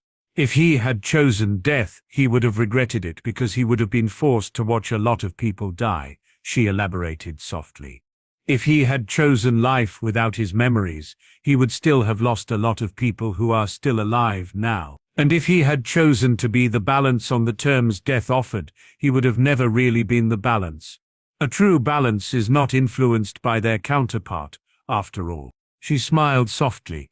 "And as much as death is a part of life," she continued, Life is also a part of death, and therefore can't bow to death's demands. With that, she nodded to herself. So this is it for tonight, she declared. Both of her sons looked at her sadly. No, Luna told them. I've been lenient with you. It's time to sleep now. But Mummy, Lorcan said sadly, I want to know why you're calling King Serendu the crownless king. Luna hesitated. She looked from one pleading face to the other, and in the end sighed. He's King Serendu right now, she told her sons calmly. But somewhere in the future he won't be King Serendu any longer. But why? Lysander wanted to know. Because he won't stay, Luna said. He still has a long, long time to live, and he won't be King Serendu for all of it. But he will leave and wander the world again, Luna said calmly and caressed her son's hair. One day he will feel the urge to leave and he will. He will return whenever he's needed, but he won't rule us actively any longer. So, how does that make him the crownless king? Because he will officially have no crown any longer, Luna told her children. People will die and people will forget, and when he'll return, he will still be king, but he will be a king without a crown. He will be the crownless king, watching over us from the shadows and only returning when needed. But he will return? Lorcan wanted to know. He will, Luna agreed. Time after time he will, and then, sometimes in the future, he will have a son born to him and he will hand over the crown to said son. So there will be a king again? Lysander assured himself. Yes, Luna declared, it won't be in our lifetime. We will only ever know King Serendu, but who knows how many millennia in the future the crownless king will have an heir and the heir will take the throne so that his father can put his kingly duties to rest. And what will be his name? Lorcan inquired interestedly. Does it matter? Luna said. He will come, just like the immortal prince came and took up watching us as the crownless king. Do you really think his heir's name is that important? Lorcan pondered this. Yes, he finally said with a pout. Luna raised an eyebrow at her son, watching him while he pouted some more. No, Lorcan finally admitted, but I want to know, Mummy. Please, tell me what will be his name. For a moment Luna smiled at him and then ensured that both of her boys were tucked in. His name will be Arthur, she finally told them. Arthur? Lysander said and sat up again. That's all? Doesn't he have something else to be called, like the crownless king, Mummy? Lie back down, Luna admonished him, and he grumbled, but did as he was told. Please, Mummy, Lorcan said. If you know, can't you tell us? For a moment Luna looked at her sons thoughtfully. She hesitated. Please, Mummy, Lysander said. Luna's face turned serious. If I tell you, she said sternly, then you have to promise me that you will never tell another soul. This will be our secret. Do you understand? But what about when we're big? Lysander argued. Can we tell someone when we're big? Luna hummed. If you have children, she gave in slowly. You may tell them, but nobody else. Do you hear me? Both of her boys nodded sincerely. We won't, Mummy, we promise. For a moment Luna looked at her sons, then she nodded and smoothed out the blanket before standing up from the edge of the bed. She kissed each of her sons on the forehead, and then she whispered, He will be named the same he was named once before, she whispered. He's King Arthur, after all, the once and future king. And with a wink she stepped back from the bed. But shh! She held her finger to her lips. This will be our little secret. The world isn't yet ready to hear that truth, just like it wasn't ready to hear that the immortal prince was still walking the earth before he returned as the crownless king. It's not yet ready to hear that thousands of years after our time, King Serendu will have a son born to him who will be the returned, once and future king. Then she stepped back from the bed. And now sleep, my little Raxperts. It's been a long day and you need your rest. For a moment she stood back and watched her sons, while their eyes fell close. Then she nodded and turned to the door. She left the room and closed the door behind her. Are you telling them stories again, Luna? Luna turned and smiled at Sal. Hello, my crownless king, she greeted him. What are you doing here this late? Sal smiled when she walked towards him and hugged him. I'm going to leave for the next few hours, he said calmly. I wanted to warn you since I know that people will come to you for answers first. That's because I'm your right-hand woman, Luna replied in amusement, and then crooked her head. Sala returned her smile. You've been my right hand ever since you took over for your grandfather in the Wizengamot, he said. I've been your right hand because I'm the only logical choice, she countered. Because unlike anybody else, I grew up with stories about you, my immortal prince, my crownless king. Sal snorted and smiled. The Lovegoods always had long memories, he agreed. Luna's smile broadened. Memories of your past, or of your future, she inquired. Sal snorted. Don't tell me my future, he countered. I don't want to know. If you so wish, my dearest life, Luna agreed, and when Sal sent her an expressionless look, she added, It's the truth, my crownless king. You might be king right now, but no matter what, you will always be more life than king in the end. The answer was a fond roll of the eyes, and Luna decided to take that as an invitation to further ask questions. Where are you going? She inquired. Into death, Sal answered immediately, calmly. I'm going to visit my father. Luna smiled. Asking for advice from the once and future king? She asked, amused. Sal snorted. I need a second opinion, he replied, and unlike most others, he's not going to censure himself. Luna nodded in understanding. Give my love to my mummy and my opapa, if you're at it, she said. Tell them I miss them. Sal inclined his head. Of course, I will, he said, and then sent her another smile. Thank you, Luna. You're my crownless king, Luna replied, and her dreamy eyes met his green ones. I would do anything for you. Then her smile turned tender. And I know how hard you work, she said. You need some time off. Visiting your family and the beyond is a good idea. Sal returned her tender smile with one of his own crooked ones. It's still odd, saying I go into death, he said wryly. Luna just smiled. You're the balance, she said. And no matter what death offered you for choices, you made your own decision. It's still odd, he countered calmly. Luna shrugged. Without life, there will be no death. Just like without death, life can't breathe, she said calmly. And even behind the veil, there is existence and therefore a part of you. This is not what I wanted to be, Sal said and rubbed the bridge of his nose. Luna hummed.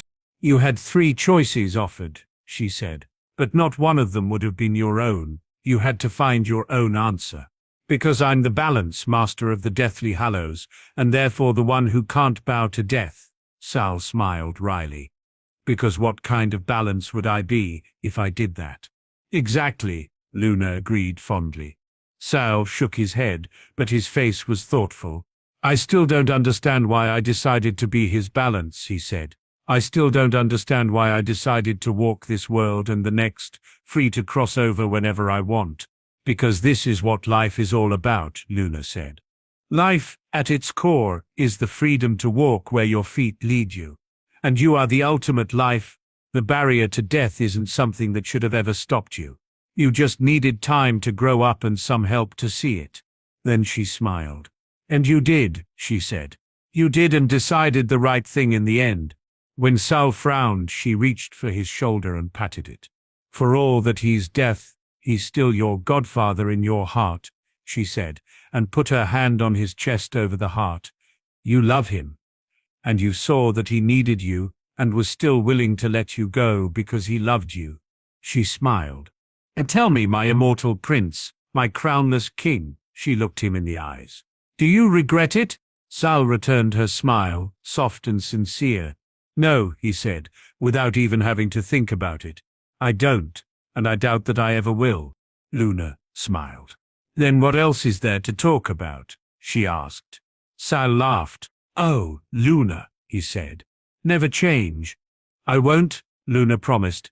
Even in 1,000 years, I will still be there to watch you and talk to you whenever you return to death to see those who left for the veil. And now go, see your family. And Sal sent her one last smile before he turned and vanished into death, and therefore from her sight.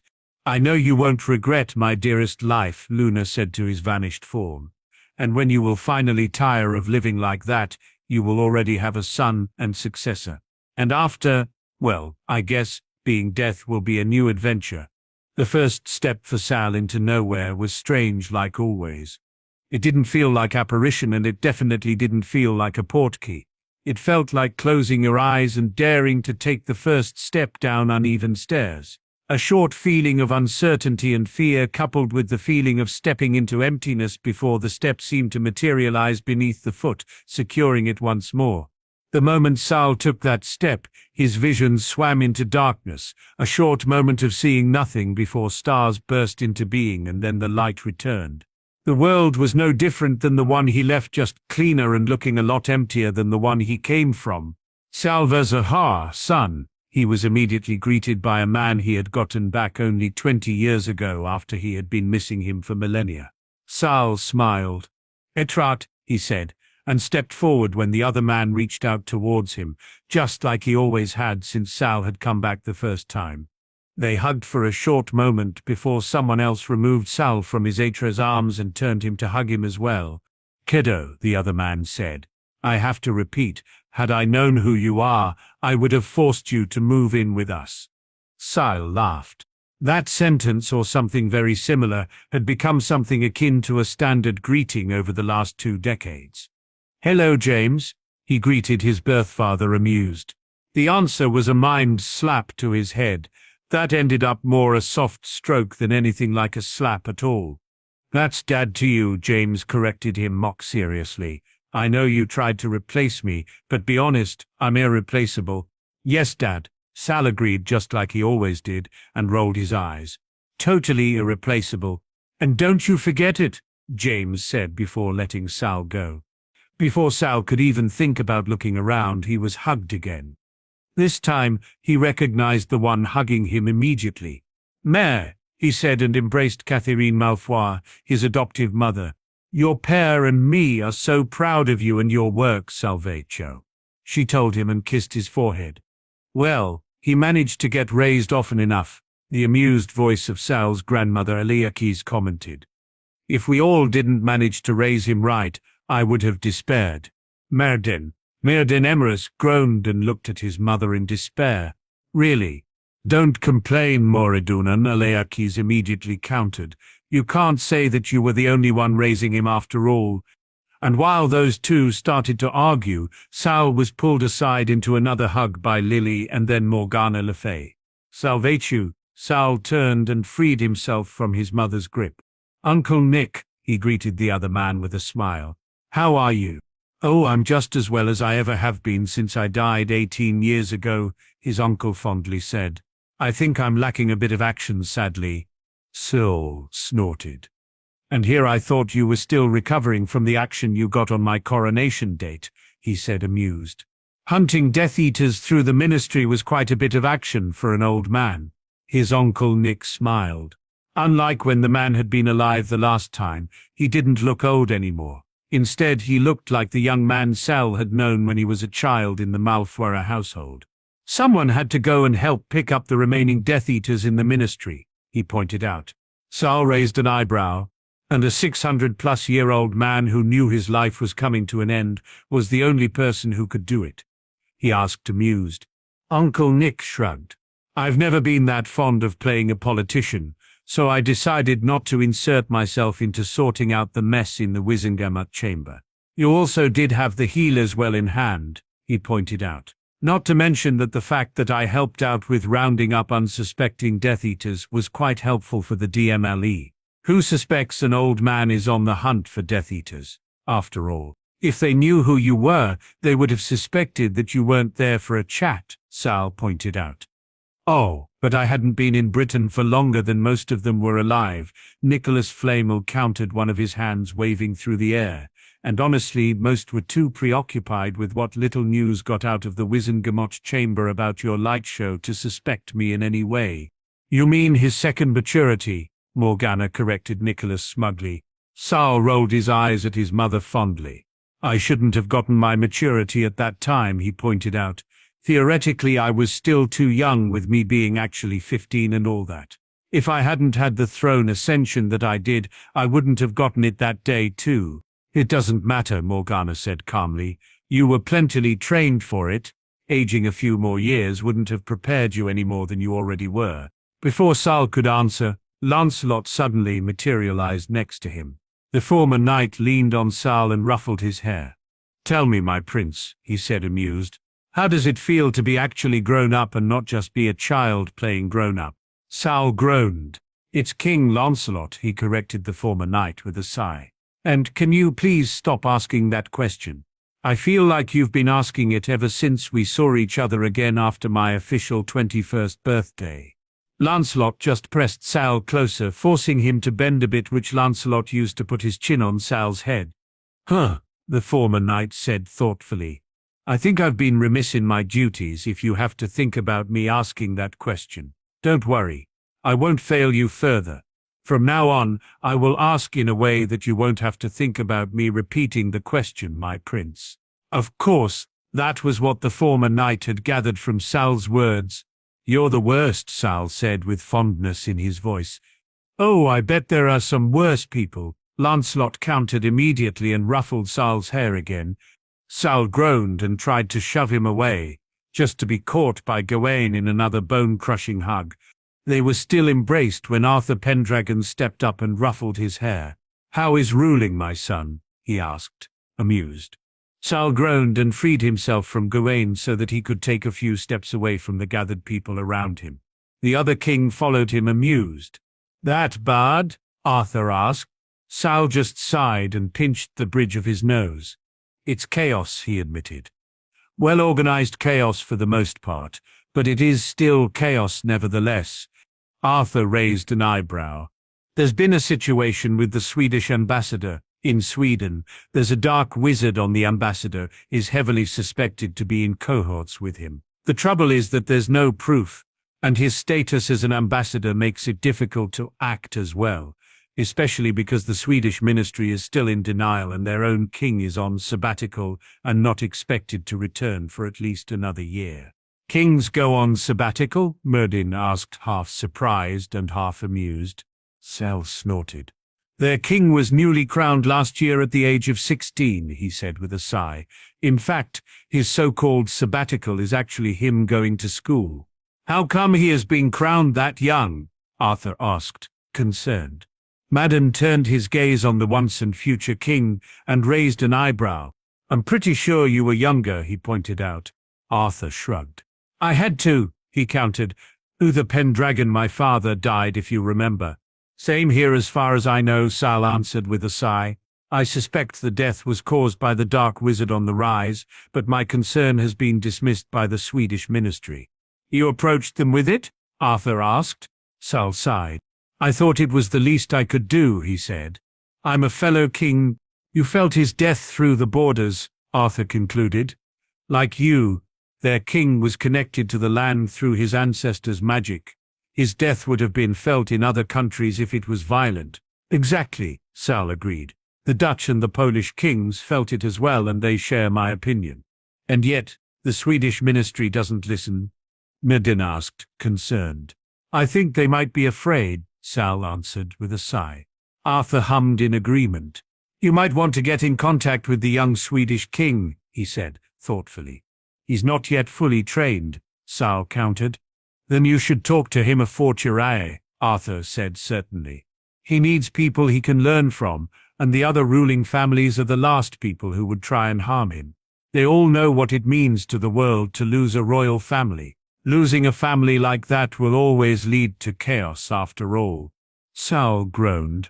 "Can't the Dutch or the Polish spearhead this?" he asked, unhappily. "Do you think they would?" Arthur asked, amused. Sal opened his mouth, just to close it again before rubbing his eyes. "No," he said with a sigh. "They'd argue that it's my prerogative as the oldest." "You mean they are chickens and think it's better if someone else does it for them?" an amused voice asked. Sal looked up and saw Godric stepping up next to Merlin. "No," he disagreed with his old friend. "I mean that they're most likely cunning enough to get me stuck with the paperwork. And Salazar Slytherin has no other way but let them." Another voice spoke up and Peveril came into view behind Godric. For a moment Sal frowned at him, then his lips formed into an amused and a bit evil smirk.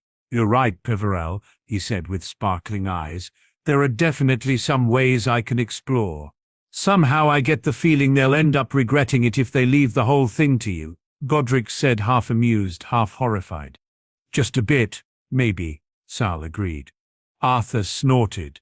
"Any other advice that you need, son of mine?" he asked, amused. Sal raised an eyebrow at his father. "You're acting as if I'm just coming by for advice," he said with a mock glare on his face. "Oh no," Arthur assured him immediately. "I'm just used to you combining work with pleasure." "Oh, definitely," a female voice agreed, mock serious. "Actually, he's been over often enough in the last 2 decades that I'm surprised he hasn't just put you in his pocket and returned with you to the living world." When Sal turned his gaze towards Peverell and Godric, he saw that they had been joined by Rowena and Helga. "Did you all come to greet me today?" Sal asked, a bit surprised. "Well, it's not as if we had something better to do," Godric immediately replied. Rowena rolled her eyes at her husband. "Really, Godric?" Helga asked her brother with a sigh. "Well, he's right, isn't he?" Peverell defended his brother-in-law. "Seeing Salvaziaha again is the highlight of our days." "In other words, you have been watching me," Sal said dryly. "Every one of us," Helga agreed, not even trying to sound ashamed. "And we've been doing it for longer than just the last 20 years, too." "You're important to us," Sal's dead wife Andromeda added. "So of course we've continued to follow your life even after we departed from it." "We've been waiting and watching," Rowena agreed calmly, "and we hoped the day we would see you again would come. And we dreaded it at the same time," Godric said before shrugging. "I think a lot of us feared that you would decide to die. It's good to see that you decided that visiting us would be enough." In the end, they talked for a time before Sal was pulled aside by his father Arthur for a bit more in-depth advice on how to handle the situation he came to inquire about. "He's been growing," Peverell commented quietly while watching Sal debate something with Arthur. "He's life," Sal's grandfather Fawwak commented calmly, his body human and one of his hands around his human-looking wife. "Life is always growing," his wife Eliakis hummed. "And one day," she said, "millennia or so in the future, he will stop growing and he will give up living." "And then?" Peverell asked, with concern in his face. "Then he will die and take over my post so that I can cease to exist," a new voice added. Peverell turned and smiled. "Pater," he greeted the new arrival. "Don't you have things to do?"